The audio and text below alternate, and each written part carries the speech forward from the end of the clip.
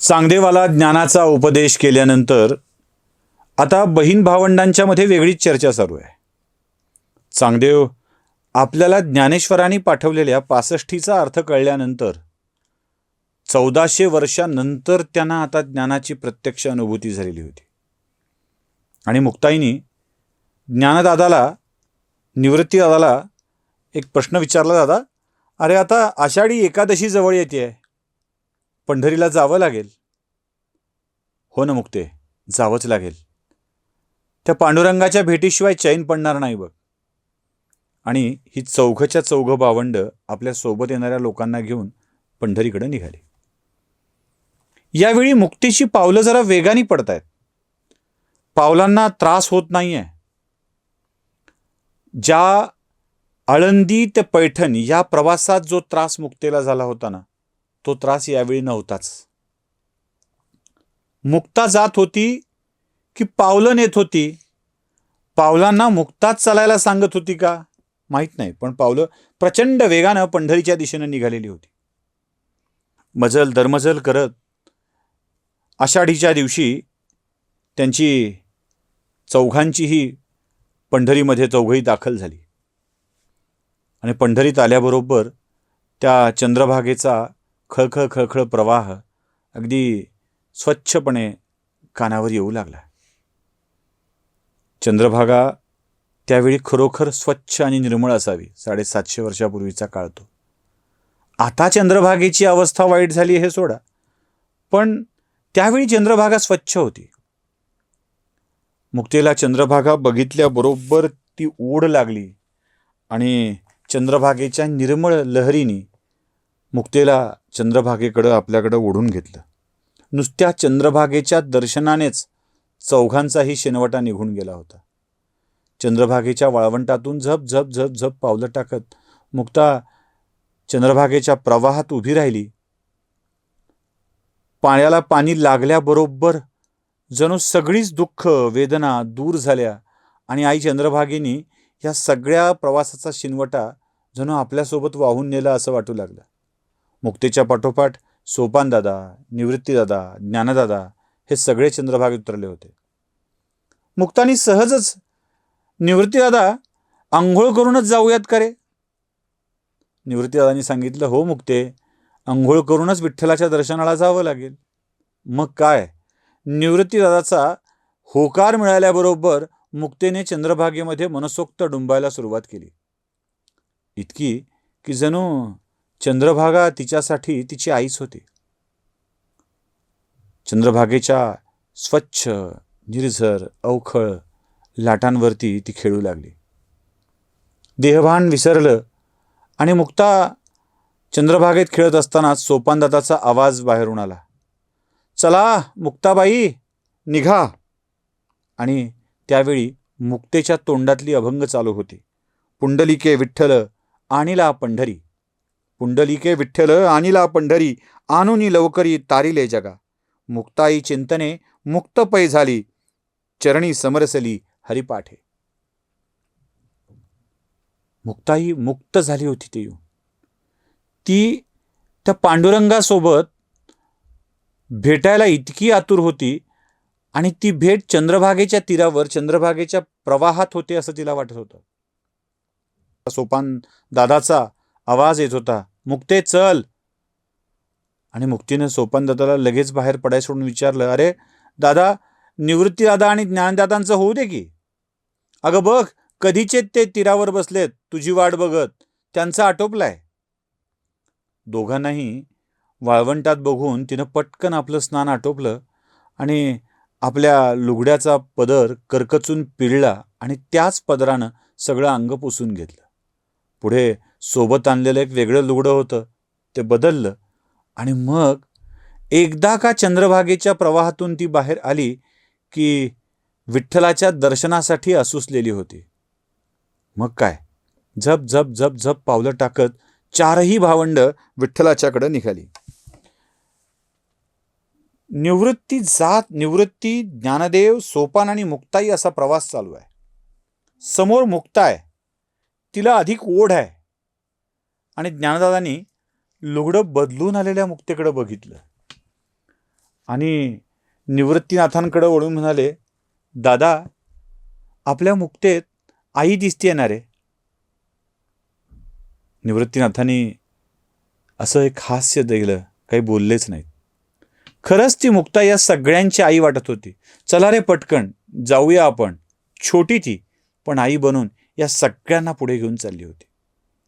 मग काय, घाट वर चढला, समोर राऊळ दिसताय. त्या राऊळाकडं ती वेगाने निघाली आणि पहिल्यांदा कोणाचं दर्शन घ्यायचं असेल तर ते रुक्मिणीचं घ्यायचं आहे. तिच्या सगळ्याच भावव्रतांना उधाण आलंय. ती गेली आणि रुक्माईच्या मंदिरात प्रवेश करून तिनं रुक्माईच्या पायाला हात लावला, पायाला मिठी मारली आणि काय म्हणाली असेल मुक्ता, आई, आई ग. रखुमाई तिच्यासाठी आईच होती. बस ती पाय सोडायला तयार नाहीये. एकच शब्द बाहेरून पडतोय, आई, आई ग, आई, हे माझी आई. ज्ञानदादांनी रुक्माईच्या पायाला मिठी मारून बसलेल्या मुक्तेला हलकंसं जवळ घेतलं, पाठीवर हात ठेवला आणि म्हणाली, होय मुक्ते, हीच आपली आई. रखुमाई आपली आई आणि विठ्ठल आपला पिता. तेच तर आहेत सगळे.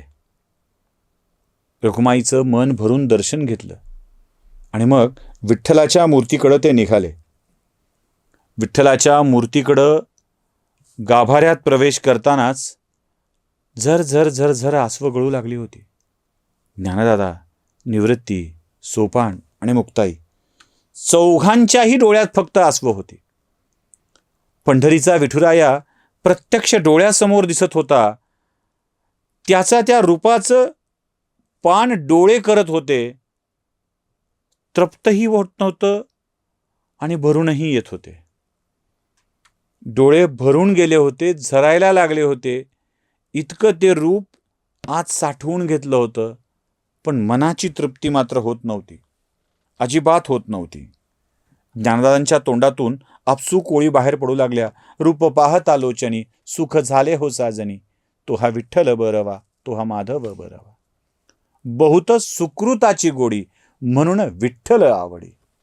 बघा, त्याचं दर्शन मिळालंय हे माझी सत्कर्म आहेत, सुकृत आहेत, आणि या सुकृतामुळंच ते दर्शन मिळत आहे.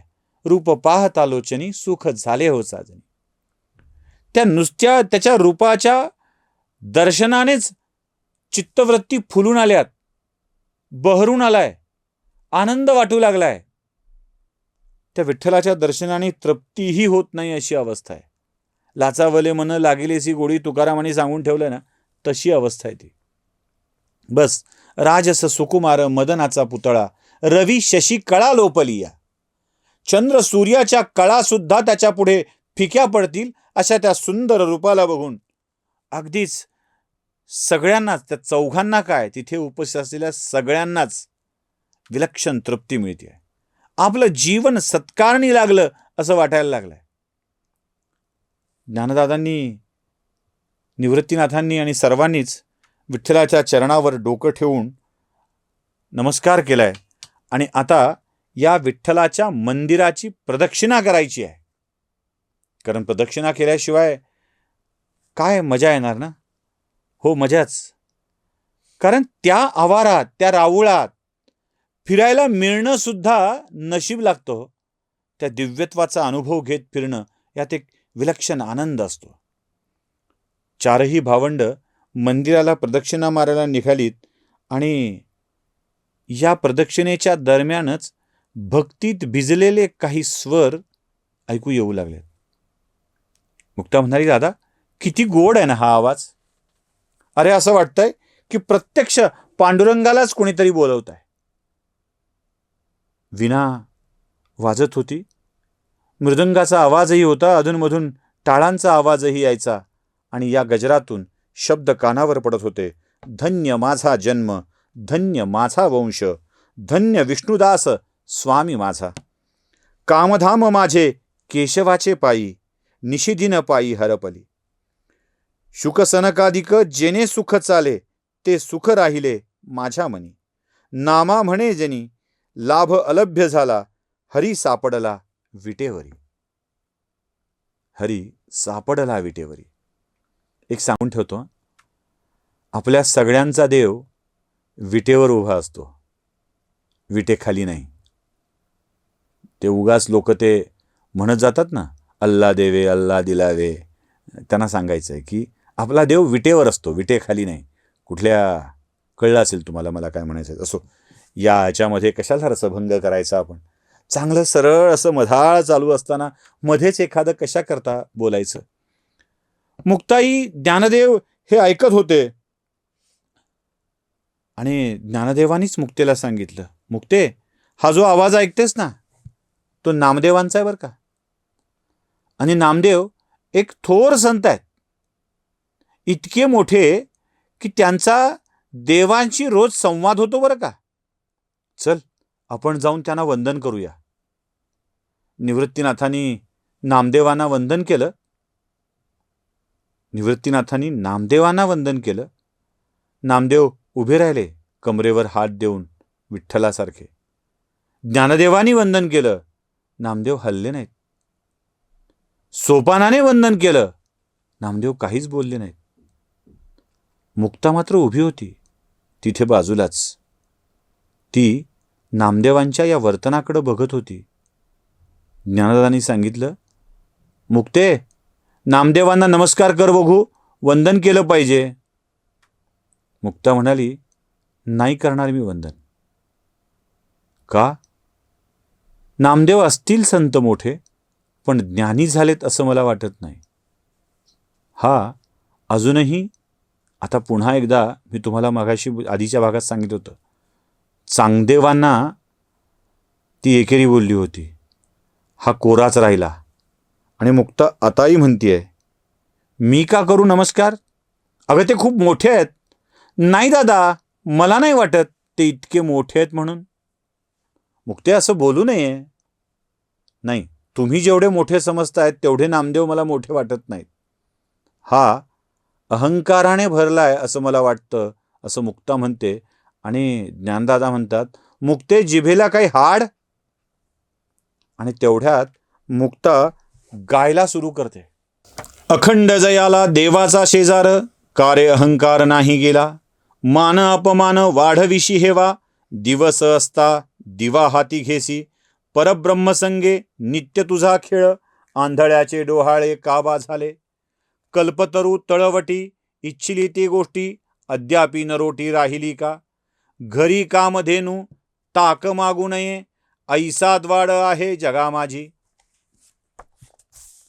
मुक्ते, मुक्ते, अगं काय द्वार, काय काय बोलतेस काय तू? जरा तरी थांबशील? कळतंय तुला तू काय बोलतेस ते? निवृत्तीनाथ जरा जरबेच्या आवाजानं बोलत होते. ज्ञानदादांनी मात्र थांबवायचं नाही हा निर्णय घेतला होता. आणि नामदेव अक्षरशः मुक्तेच्या या फाड फाड फाड आवाजाकडं ऐकतच होते. दादा, याला ज्ञान नाही आलं अजून. खेळ मांडी याला वाळवंटी घाई, याप्रमाणे एका लागतील पायरी अशी अवस्था आहे. दुसऱ्याला वंदन करावं, प्रतिवंदन करावं हे याला कळत नाही. अखंड जयाला देवाचा शेजार, हा देवाशी रोज बोलतो म्हणे. आणि देवाशी रोज बोलून सुद्धा जर हे होत नसेल, त्याला दुसऱ्याचा सन्मान करता येत नसेल आणि त्याचा अहंकार वाटत असेल, तर हा दिवसा दिवे लावून फिरतोय अशी अवस्था आहे की. कामधेनू घरात बांधली आहे आणि लोकाच्या घरी ताकासाठी भांड घेऊन जातोय अशी अवस्था आहे की दादा ती. नामदेव सगळं ऐकत होते. आणि नामदेवांच्याकडे ज्ञानदेव, माफ करा, छोटी पोर आहे ती, असं म्हणून थोडंसं तिला नियंत्रित करण्याचा प्रयत्न करत होते. या कथेत बरंच काही घडणार आहे. काय घडणार आहे ते बघूया पुढच्या भागात. आजच्या आषाढी एकादशीच्या तुम्हा सर्वांना पांडुरंग भेटो या सदिच्छा व्यक्त करतो. कारण शुभेच्छा काय द्याव्यात ना या ह्याच्या. तुम्हा सगळ्यांना पांडुरंग भेटो आणि आपल्या मनातला अहंकाराचा भाव निघून जाओ. अहंकाराचा वारा न लागो राजसा, अशी सगळ्यांची तुम्हाला सगळ्यांना याच शुभेच्छा देतो आणि आजच्या भागापुरतं थांबतो. उद्या पुन्हा अजून हीच कथा पुढे न्यायची आहेच आहे. नमस्कार.